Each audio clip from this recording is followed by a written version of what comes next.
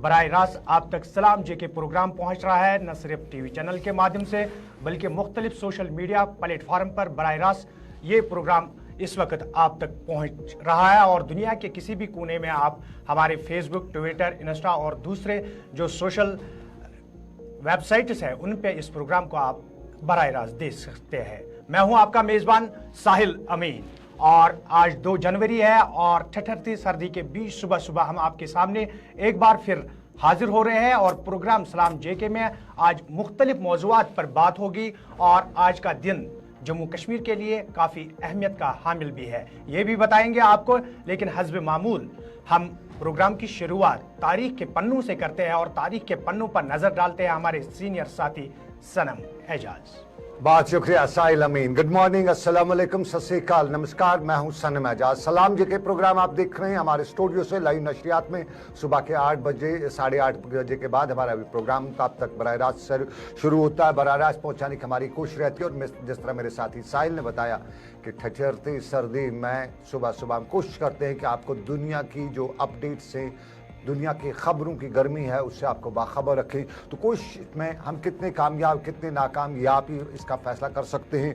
और इसका फैसला आप हमारे सोशल मीडिया के मुख्तलिफ प्लेटफॉर्म्स के जरिए भी कर सकते हैं, बराह रास्त हमारे साथ रब्ता कायम करके भी कर सकते हैं। तो शुरुआत जिस तरह मेरे साथी ने बताया कि आज का दिन तारीख के औराक से, तो दिन की अहमियत बहुत होती है। और ख़ास तौर पे माजी को अगर हमने भूल दिया तो फिर हमारा मुस्तकबल भी उतना शानदार नहीं हो सकता। तो माजी को याद रखना है और माजी को याद रखते हुए आज के दिन के हवाले से जो कुछ भी माजी में हुआ वो हम आपको बताएंगे। आज का दिन जो है हिंदुस्तान की तारीख में बहुत अहम भी है।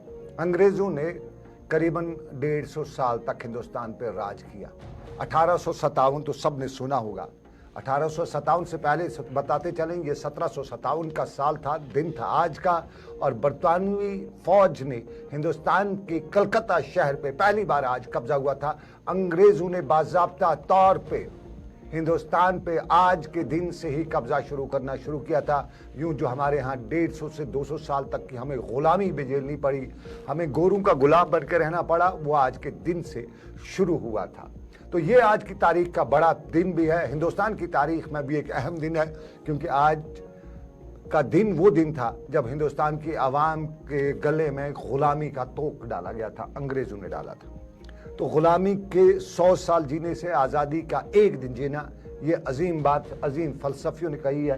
तो आज के दिन पे हिंदुस्तान जो है बाज़ाब्ता तौर पर अंग्रेजों ने गुलाम बनाना शुरू किया था। ये तारीख एक फर्क है। लेकिन आज का दिन बहुत अहम इसलिए भी है क्योंकि चांद पे दुनिया जा रहा है। चांद पे सब लोग जाने की आज कोशिशें कर रहे हैं। हिंदुस्तान चांद पे अब पानी की तलाश कर रहा है और ब्लैक होल की तरफ भी हिंदुस्तान पहुंच चुका है। लेकिन आज का दिन साल 1839 का था और आज पहली बार फ्रांसीसी फोटोग्राफर, आज के दिन फ्रांसीसी फोटोग्राफ लुइस डेकोरे ने चांद की पहली तस्वीर खींची और उसको दुनिया तक पहुंचाया। यूं चांद तक पहुंचने का रास्ता जो हमवार हुआ वह आज के दिन पे ही हुआ। यूं ये भी तारीख में अहम दिन है, क्योंकि शुरुआत किसी ने की, बाद में कौन कहां पे पहुंचा, लेकिन रास्ता किसी ने दिखाया। और आज का दिन कहें तो दूसरी जगह आलमगीर जंग, वर्ल्ड वार, और उस वर्ल्ड वार को जिस तरह कहा जाता है कि तीसरी जंग की तरफ हम धकेल चुके हैं और आइंदा कुछ ही सालों में तीसरी आलमगीर जंग या वर्ल्ड वार जो है वो जा हो सकती है। लेकिन साल था 1982, आज का दिन था। और आज के दिन पे जापान ने फिलिपाइन के शहर मनीला पर कब्जा किया था। फिलिपाइन का शहर मनीला यूजुअली फिलिपाइन का कैपिटल है, दारुल खिलाफा है। और यह 1942 का साल था। आज की तारीख थी 2 जनवरी था और 2 जनवरी को यहाँ पे कब्जा हुआ था। और अगर हिंदुस्तान की बात करें तो अगला पड़ाव हिंदुस्तान की बात करते हुए बताते चलें, साल 1954 था। और हिंदुस्तान की तारीख में अहम शख्सियात को अहम कारनामे अंजाम देने के लिए, याद करने के लिए, उनके एजाज़ात को मानने के लिए, उनके उस काम को मानने के लिए भारत रत्न और पद्म भूषण अवार्ड्स का बाज़ाब्ता तौर पे आगाज हुआ। और अब जरा पड़ोसी देश का हाल बताते चलें। पाकिस्तान के बारे में बहुत से लोग सब जानते हैं, कहते हैं पाकिस्तान की जो आज की सूरत हाल है उसमें सबसे बड़ा जिम्मेदार उनका सदर अयूब खान है।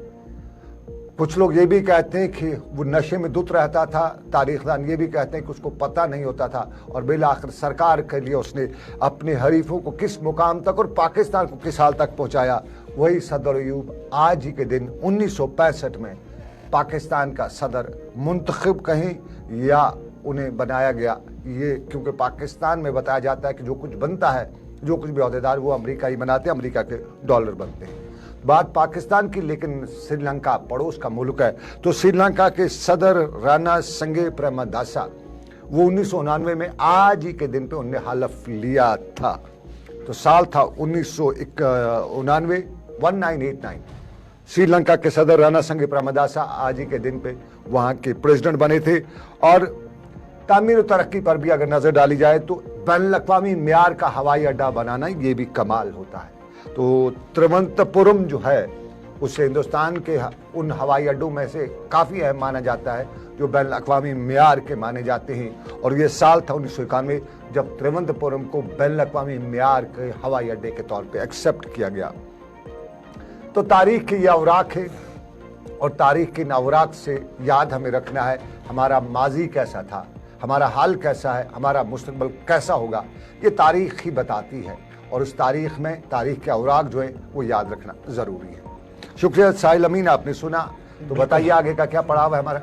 बिल्कुल, ये तारीख के औराक पर एक नज़र थी और सनम एजाज पहुंचा रहे थे अब तक के 2 जनवरी की अहमियत तारीख के पन्नों में क्या है, और वो आपने देखा और सुना भी। लेकिन इसके साथ साथ प्रोग्राम को आगे बढ़ाते हैं और 2 जनवरी, जहां 2 जनवरी के माजी की हम बात कर रहे थे, लेकिन आज की भी बात करेंगे। और जम्मू कश्मीर के हवाले से आज का दिन काफ़ी अहम माना जा रहा है। नई दिल्ली पर सबकी नज़रें मरकूज है, चाहे अवामी हल्के हो या सियासी हल्के जम्मू कश्मीर के, सबकी नज़रें आज नई दिल्ली पर है। और माना जा रहा है कि जम्मू कश्मीर के अंदर पंचायती इलेक्शन हो या अर्बन लोकल बॉडीज इलेक्शन हो या उसके साथ साथ असेंबली इंतखाबात हो, ये सारी चीजें मिलाकर लोगों की नजरें आज दिल्ली पर है। दिल्ली पर नजरें क्यों हैं, क्या कुछ खास दिल्ली में होने जा रहा है, और सनम आपको बताएंगे पूरी तफसील कि दिल्ली के अंदर जम्मू कश्मीर को लेकर आज क्या कुछ होने जा रहा है। बहुत शुक्रिया साहिल, आपने दिल्ली की बात की, कश्मीर के रिलेटेड बात की, तो साफ जाहिर है दिल्ली में कश्मीर रिलेटेड आज बड़ा मुद्दा है। तारीख है 2 और 2 तारीख को हम पिछले कई दिनों से बता रहे कि 2 बड़े मिलेंगे, जम्मू कश्मीर के लेफ्टिनेंट गवर्नर और वजीर दाखिला, ये दोनों दिल्ली में मिलेंगे। और उनके साथ जो बाकी मुल्क की आला कमान होगी जम्मू कश्मीर के रिलेटेड, जम्मू कश्मीर के सेक्रेटरी, जम्मू कश्मीर के चीफ सेक्रेटरी, जम्मू कश्मीर के पुलिस सरबराह और फिर मरकजी जो वजारत दाखिला है उनके आला अहदेदार। और दिल्ली में आज 2 मीटिंग्स होने जा रही हैं। और इन मीटिंग्स में एक तो सिक्योरिटी सिनेरियो को लेकर मीटिंग है जो सुबह बाद दोपहर शुरू होगी, और सुबह करीबन 11 बजे जो है वो डेवलपमेंटल पैकेज को लेके है। और इस डेवलपमेंटल सेक्टर को लेके अगर मीटिंग की बात की जाए तो जम्मू कश्मीर में इंतखाबात तो सिक्योरिटी, ये 2 मामला आज इस रिव्यू मीटिंग्स में रहेंगे। और साथ साथ में वजीर आजम जो है जिनके बारे में बताया जा रहा है कि अगले महीने जम्मू कश्मीर का दौरा कर सकते हैं, तो जम्मू कश्मीर वो किन प्रोजेक्ट्स का इफ्ताह करेंगे, उनके लिए क्या क्या डिस्प्ले करना होगा, किस किस की बात होगी, वो आज इस मीटिंग में ज़रा कहते हैं डिस्कस होगा। लेकिन इंपॉर्टेंटली है जम्मू कश्मीर में इंतखाबात। आप जानते हैं, हमारे नाजरीन भी जानते हैं कि जो हमारे अर्बन लोकल बॉडीज़ के जो टर्म है वो पिछले साल नवंबर में है, यानी 2023 में। अब पिछला साल हमें उसको कहना पड़ रहा है, अभी मुंह से जाता नहीं है। तो पिछले साल दिसंबर में वो अपनी टर्म जो है 5 ईयर्स टर्म जो है वो मुकम्मल कर चुका है। और उसके साथ साथ अगर देखा जाए तो देही लोकल बॉडीज़ यानी पंचायत वगैरह होंगे, उनकी टर्म 9 जनवरी को टोटली ख़त्म हो जाएगी, ये जो पंचायत वगैरह हैं। और फिर BDCs की मुद्दत भी जो है वो भी ख़त्म होने जा रही है। और कुल मिला के इस वक्त पंचायती राज का जो मामला है वो टोटली ओवरऑल ख़त्म होने जा रहा है। और इसमें देरी जो है, पिछली बार सरकार ने बताया था कि हम जी ख़वातीन की रिजर्वेशन, OBCs, STs, SCs की रिजर्वेशन कर रहे हैं, तो इसमें थोड़ा सा टाइम लग रहा है, तो वो इसकी वजह से टाइम भी लगा, सरकार का यही कहना है। और रिजर्वेशन एक्ट में जो तरमीम भी पंचायती राज एक्ट में है वो बड़ा मुद्दा था। लेकिन अब इम्कानात क्या है, इम्कानात क्या, जम्मू कश्मीर में इंतखाबात होने जा रहे, अगर असम्बली के इंतखाबात हो रहे हैं या नहीं हो रहे हैं। लेकिन आज की इस मीटिंग में पंचायती इंतखाबात पे ख़ास बहस होगी, चाहे वो अर्बन लोकल बॉडीज़ हों, DDCs हों, BDCs हों, इन इंतखाबात से। देखिए एक चीज़ हमारे नाज़रीन को याद रखना पड़ेगा, सरकार जो है केंद्र सरकार यानी दिल्ली सरकार वो बता रही है कि जम्मू कश्मीर में हमने ग्राउंड लेवल तक जो है रिप्रेजेंटेटिव्स दिए, 30,000 के करीब नुमाइंदे दिए। अब आज उनकी टर्म जो है वो जब ख़त्म हो रही है तो उसके बाद सरकार को बताने और दिखाने के लिए क्या रहेगा। तो उसी मुद्दा वही मुद्दा है जो आपकी पहली मीटिंग में जो है बड़ा रिव्यू मीटिंग उसका लिया जाएगा। ताबिश कमाल मेरे साथी दिल्ली में है, हमारे साथी हैं, तो जरा ताबिश के पास भी चलते हैं, ताबिश से जानेंगे कि आज की मीटिंग में नुमाया तौर पे क्या कुछ रहेगा, क्या कुछ फैसला हो सकता है। बहुत बहुत शुक्रिया ताबिश, सुबह जो आपसे बात कर रहे हैं हम, इसके लिए आपका बहुत बहुत शुक्रिया। गुड मॉर्निंग आपको भी है। जरा बताइएगा आज की दिल्ली में मीटिंग और इस पे जम्मू कश्मीर के लेटेस्ट सिक्योरिटी सिनेरियो पे तो सबकी नजर है, वो तो होगा ही होगा, लेकिन उसके साथ साथ और क्या क्या आपके सूत्र, आपके सोर्सेज, आपके जराया बता रहे हैं? हाँ बिल्कुल सनम, देखिए सोर्सेज से जहां तक हमें पता चला है, होम मिनिस्ट्री के जो हमारे सोर्सेज हैं उनसे हमने बातचीत की है, तो उन्होंने हमें बताया कि 3 सिटिंग्स के अंदर ये मीटिंग होने वाली है, यानी 3 दौर की मीटिंग चलने वाली है। फर्स्ट मीटिंग जो होगी वो जम्मू कश्मीर के डेवलपमेंट और उसकी परियोजनाओं को लेकर के होगी। देखिए जम्मू कश्मीर को 2021 में जो 28,400 करोड़ रुपए का फंड दिया गया था, वो फंड इंडस्ट्रियल पॉलिसीज के तहत दिया गया था, उसकी घोषणा की गई थी। 2022-23 के दौरान जो एरिया था, इंडस्ट्रियल एरिया था, उसको 2153 यानी 0.45 करोड़ कर दिया गया था। ये जो तमाम फंड है जो डेवलपमेंट के लिए गया था, इस पर बातचीत की जाएगी। जो फर्स्ट दौर की बैठक होनी है, यानी 3 राउंड बैठक होनी है, तो पहली बैठक लगभग 11 बजे करीब शुरू हो जाएगी, जिसमें पूरी की पूरी बातचीत डेवलपमेंट पर होनी है। दूसरी जो बैठक होनी है उसके दौरान जम्मू कश्मीर के जो हालात हैं, जो इस वक्त सूरत हालात है, चाहे उसमें राजौरी पुंछ जैसी घटनाएं हुई हो, उन सब पर बातचीत की जाएगी। और इसके लिए जम्मू कश्मीर के जो तमाम आला अधिकारी हैं उनको दिल्ली तलब किया गया है। एलजी मनोज सिन्हा के अलावा दिल्ली से एनएसए अजीत डोभाल मौजूद रहेंगे। जम्मू कश्मीर के जो चीफ सेक्रेटरी हैं उनको दिल्ली तलब किया गया है, साथ ही डीजीपी को दिल्ली तलब किया गया है। जम्मू कश्मीर के law and order police commissioner हैं उनको दिल्ली तलब किया गया है। जम्मू कश्मीर के तमाम जो आला अधिकारी हैं उनको तलब किया गया है और इस सब पर बातचीत की जाएगी। तीसरा जो अहम मौजूद रहने वाला है बैठक का, वो जम्मू कश्मीर के सूरत हाल के बाद जो चुनाव की परिस्थितियां लगातार जेएंडके में बन रही हैं, उस पर बातचीत की जाएगी, हालात पर बातचीत की जाएगी कि वो इस तरह के हालात है कि वहां पर इस वक्त चुनाव किए जा सकते हैं। हालांकि सनम एक बहुत बड़ा अपडेट ये भी रहेगा कि जम्मू कश्मीर में देखिए इसी में जनवरी के महीने में prime minister of India Narendra Modi को जम्मू कश्मीर का दौरा करना था। अब चूंकि उसकी तारीखों का अभी तक ऐलान नहीं हुआ था, लेकिन हमारे सोर्सेज से पीएमओ से हमें जानकारी मिली थी कि जम्मू कश्मीर में जनवरी में प्राइम मिनिस्टर नरेंद्र मोदी जा सकते हैं। वहां पर जो डेवलपमेंट की योजनाएं हैं, जो डेवलपमेंट वहां पर एरिया है, उसकी समीक्षा कर सकते हैं और नई योजनाएं हैं उन पर घोषणाएं की जा सकती हैं। तो ऐसे में जो हालात फिलहाल अभी बने हैं, तो सोर्सेज से ये पता चला है कि पीएम इस महीने न जाकर के अगले महीने जम्मू कश्मीर के दौरे पर जा सकते हैं और इसीलिए एक हाई लेवल मीटिंग कॉल की गई है, जो सबसे पहले डेवलपमेंट पर बात की जाएगी, क्योंकि प्रधानमंत्री ने जिन योजनाओं का घोषणा की थी, जिन योजनाओं के लिए कहा था, क्या उनको ठीक तरह से जम्मू कश्मीर में लागू किया गया, क्या वहां के आवाम को उसका फायदा मिल रहा है या नहीं मिल रहा है, तो ये तमाम चीजें हैं, उसका एनालिसिस आज किया जाएगा। और देखिए होम मिनिस्टर अमित शाह हमेशा बहुत सख्त मिजाज में रहते हैं, जो वो मीटिंग लेते हैं उनका मिजाज हमने देखा है। हम भली बात जानते हैं कि अगर डेवलपमेंट की जहां पर बात आती है तो वो कई चीजों को लेकर कई बार मीटिंग के अंदर नाराजगी भी जाहिर करते हैं कि ये योजना अगर केंद्र सरकार ने ग्राउंड जीरो पर भेजी थी और उसको ठीक से इंप्लीमेंट नहीं किया गया, उसका फायदा लोगों को नहीं मिल रहा है, तो उस पर वो कई बार नाराजगी भी जाहिर कर देते हैं। तो ऐसे में जम्मू कश्मीर के आला अधिकारी हो या जम्मू कश्मीर से जुड़े जो तमाम अधिकारी, उनको इस बात का पता है कि अगर जो योजनाएं केंद्र से आई हैं वो ठीक से अगर वो लागू नहीं हुई है और उनका फायदा पब्लिक को, आवाम को नहीं मिल रहा है, तो सरकार नाराज भी हो सकती है और कई अधिकारियों पर गाज गिर सकती है। इसलिए बड़ा खाका तैयार करके जम्मू कश्मीर के जो ऑफिसर हैं वो दिल्ली पहुंचे हैं और वो सब आज होम मिनिस्टर के सामने रखा जाएगा। दूसरी एक और अहम चीज है कि दिल्ली के अंदर आज बीजेपी की भी अपनी एक बैठक होने वाली है, जो बहुत अहम मानी जा रही है।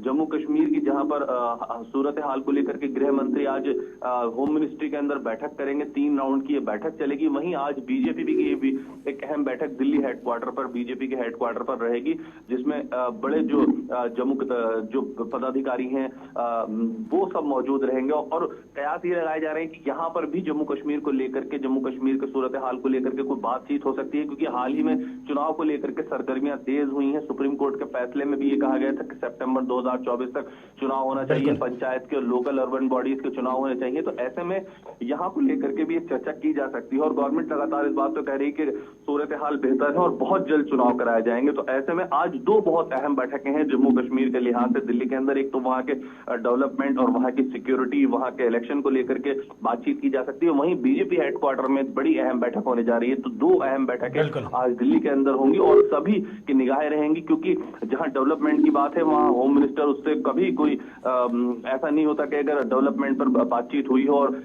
होम मिनिस्टर को कहीं पर कोई कमी लगी हो तो वो नाराजगी ना जाहिर करते हो। उन्होंने हमेशा नाराजगी ताबिश जरा अब बात डेवलपमेंट की होगी, जरा ये भी बताइए तुगलकाबाद का मौसम कैसा है इस वक्त? कश्मीर के हवाले से खबरें जिस तरह जानती है दुनिया, बहुत कड़ाके की ठंड चल रही है, तो दिल्ली की तुगलकाबाद से लेके नोएडा और बाकी इलाकों का इस वक्त का मौसम कैसा है, कितनी ठंड है?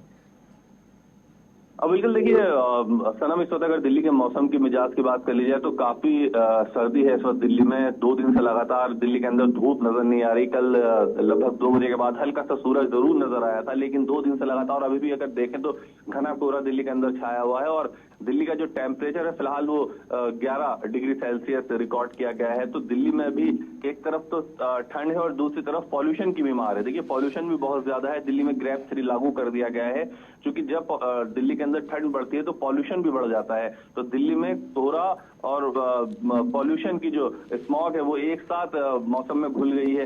तो ऐसे में ठंड भी है और पॉल्यूशन भी, डबल मार दिल्ली वालों को इस वक्त झेलनी पड़ रही है। चलिए, आपको डबल मार पड़ रही है पॉल्यूशन की, कश्मीर को माइनस की ठंड की मार पड़ रही है। -5 आज रात का टेम्परेचर कश्मीर में रिकॉर्ड हुआ है। बहुत बहुत शुक्रिया ताबिश, पूरी जानकारी के लिए हमारे साथी अमीन। नाज़रीन, आपको बता दें सनम, जिस तरीके से आपने अभी बात जिक्र की थी इंतखाबात को लेकर और दिल्ली के अंदर जो मीटिंग होने जा रही है उसमें जम्मू कश्मीर के LG Manoj Sinha chief secretary और इसके अलावा दूसरे आला अहदेदारान जो है वो इस मीटिंग में शिरकत कर रहे हैं। लेकिन उसी के साथ ज़राए से हमें ये खबर भी पहुंच रही है कि शायद जिस तरीके से जम्मू कश्मीर पंचायती कॉन्फ्रेंस की जानिब से लगातार पिछले 1-2 माह से सरकार से मांग की थी और जम्मू कश्मीर के एलजी मनोज सिन्हा को एक मेमोरेंडम भी पेश किया था कि अगर सरकार यहां पर पंचायती या बीडीसी डीडीसी के इंतखाब नहीं कराना चाहती है तो 9 जनवरी को उनके टर्म खत्म होने जा रही है, उसको एक्सटेंड किया जाए। ये मांग थी पंचायत कॉन्फ्रेंस की और ज़राए से ये खबर सामने आ रही है कि शायद आज उस पर महर लग सकती है और उनकी मांग को भी पूरा किया जा सकता है। फिलहाल नजरें सबकी नई दिल्ली के ऊपर और नई दिल्ली के अंदर जो मीटिंग जो दिल्ली में बैठक है इसमें इंपॉर्टेंट है जम्मू कश्मीर का जो बजट है, क्योंकि बजट जो है जम्मू कश्मीर का यूटी है, इस वक्त यहाँ पे सरकार नहीं है, तो वोट ऑन अकाउंट जो बजट है वो पेश होता है। तो आज की इस मीटिंग में वोट ऑन अकाउंट होगा या मई में जब नई सरकार बनेगी तब उस नई सरकार के साथ ही जम्मू कश्मीर का जो बजट है वो पेश किया जाएगा, क्योंकि जम्मू कश्मीर का मामला है। और जिस तरह से इस बजट के दौरान, इस मीटिंग के दौरान भर्ती का मामला है, उसके हवाले से एम्प्लॉयमेंट का है, वो आज डिस्कस होगा। जिस तरह ताबिश बता रहे थे कि 85,000 करोड़ रुपए की जो इंडस्ट्रियल पॉलिसी है उस पर भी आज बड़ी बैठक हो सकती है। और फिर सरमायाकारी के साथ साथ रोजगार की बात अगर की जाए, उन मसाइल में श्रीनगर का टट्टू ग्राउंड है, श्रीनगर की डल झील है और जो हमारी जो टूरिस्ट डेस्टिनेशन की आउटसोर्सिंग जो सरकार ने कर रखी है, सेंचुर होटल है, जेके सीमेंट्स लिमिटेड है, जंगलात है, इन्वायरमेंट है, ये आज की इस मीटिंग में है, वो सूरत हाल पे नज़र रखी जाएगी। और ख़ास तौर पे अगर देखा जाए तो सरहदी ज़िला जो राजौरी है और पुंछ है उसकी ताज़ा तरीन सूरत हाल जो है वो उस हवाले से भी बात की जाएगी।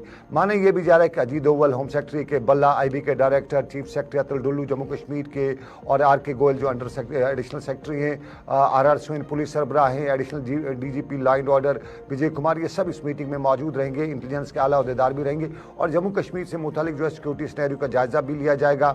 हालिया हमले जो रजौरी पुंछ में हुए हैं उनका भी जायजा लिया जाएगा और फिर जो खतरे से 2-4 इलाके हैं वो इस सारे मामला जो हैं वो इस मीटिंग के दौरान ख़ास तौर पे नुमाया तौर पे देखे जा सकते हैं। और फिर इस ऑपरेशंस में कहा जाता है कि कुछ सख्त कार्रवाई और भी की जा रही हैं और पुंछ राजौरी में चूंकि पहले ही फ़ौज के इजाफी दस्ते पहुंच चुके हैं तो ये भी माना जा रहा है कि इस मीटिंग में मजमूई सूरत हाल पर बहस की जाएगी। ये अमीन सिक्योरिटी सिनेरियो दिल्ली के हवाले से, लेकिन कश्मीर के सिक्योरिटी सिनेरियो में सियासत, और सियासत में कल आपने देखा जावेद बेग को अपनी पार्टी ने पूरी तरह से पार्टी से बर्खास्त कर दिया 5 साल के लिए बाज़ाब्ता तौर पर। परसों उन्होंने उसका डिमोट किया, यानी पार्टी को उनको स्पोक्समैन थे, उनकी जगह मुंतज़िर मोहिद्दीन को रखा। कल बड़ा फैसला उन्होंने किया, उनको निकाल दिया। क्या कहते हैं आपके ज़राया, क्या आगे हो सकता है? क्योंकि कल पीडीपी ने एक सख्त बयान भी दिया, जिस तरह अल्ताफ बुखारी ने बयान दिया था कि बफलियात जैसे वाक़ात के लिए पिछली सरकारें जिम्मेदार है, तो उनने कल जवाब दिया कि एक नैरेटिव बनाने की कोशिश की जा रही है और उनने बी टीम सी टीम इसका जिक्र करते हुए बताया। लोन हाजुरा जो है उन्होंने दो टोक अल्फाज में मोहम्मद अल्ताफ बुखारी का नाम लेते हुए कहा कि मोहम्मद अल्ताफ बुखारी के ये बयानात जो है ये अफसोसनाक है, क्योंकि वो भी उस वक्त पार्टी का हिस्सा थे जिस वक्त हम सरकार में थे। लेकिन उसके साथ साथ जम्मू कश्मीर की सियासत की बात करेंगे तो सियासत अगर वादी में ठंड बहुत पिछले कई दिनों से है, लेकिन सियासत में काफ़ी गर्माहट है और जायद बेग को बाहर का रास्ता दिखाने के साथ ही इस सियासी हलचल में मजीद तेज़ी उस वक्त देखने को मिली जब कल शाम को ये खबरें सामने आ रही है कि शायद अब इन लीडरान जायद बेग और उसके साथ कई और लीडरान हैं जिनकी घर वापसी मुतवक्का है। क्या पीडीपी खीमे के लिए ये सब कुछ चीज़ें सही होगी अगर इन लीडरान ने दोबारा से घर वापसी की और पीडीपी सदर महबूबा मुफ्ती ने इनको अपने खीमे में दोबारा जगह दी? तो क्या पीडीपी खीमे के अंदर खलबली हो सकती है? क्योंकि जिन लोगों ने पीडीपी को उस वक्त साथ दिया जिस वक्त जावेद बेग या दूसरे वो लीडरान जिन्होंने पार्टी को अलविदा कहकर दूसरी पार्टियों में वो शामिल हुए, तो उसके बाद जो लोग पीडीपी का सहारा बने, क्या उनको ये मंजूर होगा कि घर वापसी इन लीडरान की होगी? तो क्या उससे पीडीपी पे कोई फर्क पड़ सकता है या पीडीपी इस नजरिए के साथ आगे जाएगी कि जो कुछ भी हुआ वो माजी है, मुस्तकबिल को संवारना है? सनम, बात करेंगे कि पीडीपी खीमे के लिए कितना खुशाइंद कदम हो सकता है अगर इन लीडरान की घर वापसी हुई, या फिर पीडीपी के लिए एक और सेटबैक हो सकता है? देखिए, बिल्कुल पीडीपी के लिए सेटबैक तो नहीं कह सकते, परेशानी बात हो सकती है। क्योंकि अगर हम बारामूला की बात करें, जावेद बेग की बात करें, कल शाम से ही जैसे ही आया तो वहाँ पे जैसे ही जावेद बेग पीडीपी से आउट हुए उनका कोई फेस नहीं रहा वहाँ पे पीडीपी को। तो तब रफ़ीक रहतर एक सीनियर ट्रेड यूनियन लीडर थे, उन्होंने नौकरी से रिज़ाइन वगैरह किया और वो पीडीपी को थामने आ गए। और इस वक्त अगर जावेद बेग वापस आ जाते हैं पीडीपी में, जिस तरह खबरें आ रही हैं कि जावेद बेग पीडीपी में वापस आ रहे हैं, तो उसके बाद क्या रफ़ीक रहतर जो है, चूंकि हर कोई मतलब का आदमी है, सियासत में आता है तो वो मतलब के लिए आता है, इलेक्शन के लिए आता है, मैंडेट के लिए आता है, तो मामला खड़ा हो जाएगा पीडीपी के लिए मैंडेट किसको। और मैंडेट में अगर जावेद बेग वगैरह का वो एमएलए रह चुके हैं, बाकी रह चुके हैं, तो जावेद बेग को अगर मैंडेट होता है तो रफ़ीक रहतर साहब जाहिर है अपने हामियों समेत निकल जाएंगे। और फिर इस कॉन्स्टिट्यूंसी में, बारामूला कॉन्स्टिट्यूंसी में एक चीज़ जो है वो इम्पैक्ट बहुत बड़ा डालेगी अगर इलेक्शन होते हैं, तो वो इम्पैक्ट होगा कि वहाँ पे जब डिलिमिटेशन हुआ है तो ये क्रीरी का जो बेल्ट है इसके करीबन 30 से 40 हज़ार वोट जो हैं वो इधर की तरफ डाले गए हैं, बारामूला के साथ जोड़े गए हैं, बड़ा एरिया को जोड़ा गया है। और वहाँ चूँकि बेग डायनास्टी का एक बड़ा दबदबा रहा है और बेग डायनास्टीज वर्सेस बशारत बुखारी, चूँकि इस इलाके के एमएलए जो थे ये बशारत बुखारी साहब थे, तो बशारत बुखारी के एरिया के जो वोटर हैं वो पहले से ही बेग्स के अपोजिट रहे हैं, क्योंकि बशारत बुखारी और बेग इसकी नहीं बनती थी, टसल जो रहती है पॉलिटिकल टसल, तो उस टसल की वजह से ये लोग भी हैं, ये अपोजिट माने जाते हैं बेग्स के। तो अगर जावेद बेग पीडीपी का कैंडिडेट होता है तो यहाँ से ये जो लोग नए गए हैं, नए ऐड हुए हैं, ये शायद जावेद बेग को सपोर्ट ना करें। तो ये बड़ा दचका होगा पीडीपी के लिए अगर ये सब कुछ हो जाता है जिस तरह से खबरें। और दूसरी बात है, अगर ये सब कुछ ना भी हो, लेकिन फिर भी इन हालात में जब पीडीपी को जिन लोगों को कोई था नहीं, सपोर्ट करने वाला नहीं था, उनको वो निकल गए, उनके बाद उन्होंने अपनी रास्ता थामा। तो क्या है, हम एक छोटा सा तजारती वक्फा लेंगे। हाँ, इस खबर पे भी हम चलेंगे, लेकिन सबसे बड़ी बात सीबीआई के हवाले जो खबर आ रही है जम्मू से, और वो खबर साहिल अमीन ज़रा अगर अपने नाज़रीन को बताएं तो जम्मू कश्मीर में जल शक्ति महकमे का वो जूनियर इंजीनियर जो सिविलिंग की भर्ती का मामला था, वो तहरीरी इम्तिहान जो उसमें हुआ था उसमें बेज़ाब्तगियों से मुतालिक एक मामला आया और इस मामले में 15 मुल्ज़िमान के खिलाफ चार्जशीट जो है पुलिस ने कल बाज़ाब्ता तौर पर दाखिल कर दिया है। सीबीआई ने जम्मू कश्मीर इंतजामिया की दरख्वास्त पर पिछले साल 9 जनवरी को केस दर्ज किया था और ये इम्तिहान Jammu Kashmir civil selection board ने मुनाक़द किया था।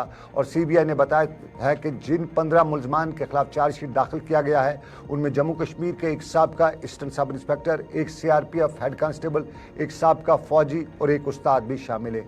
ये मालूम हुआ है कि ये जो मुलजिम है ये एक शख्स के साथ मिलकर पूरी इसकी साजिश रची थी और ये प्रिंटिंग प्रेस का एक मुलाजिम भी इसमें इन्वॉल्व है और इनने जेई सिविल के जो इम्तिहानात का पर्चा जो है वो उस प्रिंटिंग प्रेस से निकाला, फिर उसको बाज़ार में जो अपने इनके टाउट्स वगैरह थे उनके ज़रिए उन्हें बेचा और फिर उन लोगों को इम्तिहान में बिठाया और इम्तिहानों को पास कराया। पंजाब, चंडीगढ़ के पंचकूला शहर से लेके हरियाणा और जम्मू से लेके कश्मीर इसमें नहीं आता है, इन इलाकों तक इस मामले में तफ्तीश की गई, पूछताछ की गई और फिर पूछताछ में जो डाटा है बैंक अकाउंट से टोल डाटा और करीबन 100 के करीब गवाह वगैरह जो है उनके जो है जांच पड़ताल, उनसे पूछताछ की गई और उसके बाद ये जेई घोटाला जो है इसमें पुलिस ने अब चार्जशीट दाखिल किया है। आपको बताएं पिछले साल हमारे यहाँ घोटालों का साल भी कहा जा सकता है। हमारे पुलिस सब इंस्पेक्टर्स का घोटाला भी हुआ और पुलिस सब इंस्पेक्टर्स का जो भर्ती अब पुलिस में हुई है उसमें एक और सवाल है। उसमें आज बहुत हर कश्मीरी शक की निगाह से उसको देखता है। जम्मू में भी बहुत से लोग, क्योंकि उसमें पहले ही बहुत से लोगों को देखा गया कि उसमें फ्रॉड वगैरह का जो है बाज़ाब्ते तौर पर खुद सरकार ने अगर कहा जाए तो उसको एक्सेप्ट भी किया, लेकिन उसके बाद जो रिजल्ट आउट हुआ है उसमें कश्मीर के लोगों को सबसे नाकाबिल दिखाया गया है। कश्मीर की कोई परसेंटेज ही उसमें नहीं है। 100% में से कश्मीर के रेजिडेंट्स हैं वो 8% के आसपास से। तो ये जो मामला है इस पे भी बहुत से लोग कहते हैं कि सरकार तक बात पहुंचाई, उसकी तहकीकात जो हुई थी उसका क्या होगा, वो वाइट पेपर सामने लाइए, कौन उसमें इन्वॉल्व, क्योंकि वो सब लग रहा है कि वो, क्योंकि एक फैमिली के 4 लोग उसमें थे। और कश्मीर की पॉलिटिकल पार्टीज पे बहुत से लोग सवाल उठाते हैं कि ये लोग जो बताते रहते हैं दिल्ली ये वगैरह, ये लोग इस पे क्यों नहीं करते हैं। महबूबा मुफ्ती पे सवाल उठाए कि महबूबा मुफ्ती क्यों नहीं इस पे बात करती है। दूसरों की बहुत से लोग बता रहे थे हमें तो तवक्का नहीं है, लेकिन महबूबा मुफ्ती क्यों नहीं करती है। नेशनल कॉन्फ्रेंस जो तो खुदारा उसके हवाले से हम लोग जानते हैं कि उनको कुर्सी की मुसीबत पड़ी रहती है, उसके अलावा वो किसी की बात नहीं करती, लेकिन बहुत इंपॉर्टेंट इशू था नेशनल कॉन्फ्रेंस को, इस पर बात करनी चाहिए थी। और अपनी पार्टी है जो हमारी एक तरह से एक नई पार्टी उभर के आ रही है और लोगों के एस्पिरेशंस की बात करने की बात करो, तो इस पे लोगों को उनको बात करनी चाहिए थी कि ये जो मामला है, क्या कश्मीर के लोग इतने नाकाबिल हैं कि उस लिस्ट में सिर्फ 100 कुछ लोग आ सकते हैं, 1000 से ज़्यादा, तो उस पर बात होनी चाहिए। और जब हम बात करेंगे ताबिश तो ये मसाइल, तो ये बहुत संगीन मामला है और इस मामले पे हमें बात करनी पड़ेगी और हमारे लोगों को या हमारी पॉलिटिकल लीडरशिप है उनको बात करनी पड़ेगी कि वो जो तहकीकात आपने की थी वो तहकीकात क्यों रोक दी, क्यों उस तहकीकात के होते हुए भी वो लिस्ट जो है वो आउट कर लिया। लेकिन अगर तहकीकात की बात करें तो हमारे यहाँ एक सामने मुकद्दर की बात भी होती है और मुकद्दर के साथ साथ मेहनत की बात भी होती है। तो नायब सदर हिंद जगदीश धनखड़ अगले इस हफ्ते जम्मू कश्मीर का दौरा कर रहे हैं और जम्मू कश्मीर का यह दौरा जो है उनका 4 तारीख होगा। कल 3 है, परसों उनका दौरा है और ये दौरा अगर कहें तो शेर Kashmir university of agriculture science and technology का जो 8वां कन्वोकेशन है उसकी तकरीब में वो शिरकत कर रहे हैं और यहाँ जो तुलबा है वो उनको मेडल डिग्रियाँ देंगे। जम्मू कश्मीर के लेफ्टिनेंट गवर्नर मनोज सिन्हा जो है वो इस तकरीब की सदारत भी करेंगे और यहाँ धनखड़ जो हैं वो एजुकेशनल पॉलिसी है उसके हेड करेंगे और जो तुलबा है जिनने मेहनत किया, जिनने कुछ हासिल किया, उनको मेडल भी देंगे। यहाँ स्क्वाश के चांसलर भी होंगे। ज़राअत और वेटनरी साइंस से पेशावर अफराद को जो डिग्रियाँ दी जाएंगी और ये जो कैंपस है ये जम्मू में मुनक्कद हो रहा है, जो ये कन्वोकेशन है और करीबन 500 से ज़ायद स्टूडेंट्स जो हैं जो ग्रेजुएशन, पोस्ट ग्रेजुएशन या PhD मास्टर्स की डिग्री हासिल कर चुके हैं, गोल्ड मेडल, मेरिट सर्टिफिकेट और डिग्रियाँ दी जाएंगी। तो ये जो है ये बड़ा मामला है और इसमें नायब सदर हिंद जो है वो जम्मू कश्मीर का दौरा कर रहे हैं। एक छोटा सा तिजारती वक्फा हमें लेना पड़ेगा। एक छोटे से तिजारती वक्फे के बाद हम वापस आएंगे। हमारे पास अभी और मामला आते हैं और मामला के साथ साथ जम्मू कश्मीर की सियासत भी है और बैनुल-अक़वामी कुछ मामला पर भी नजर है, लेकिन एक छोटे से तिजारती वक्फे के बाद।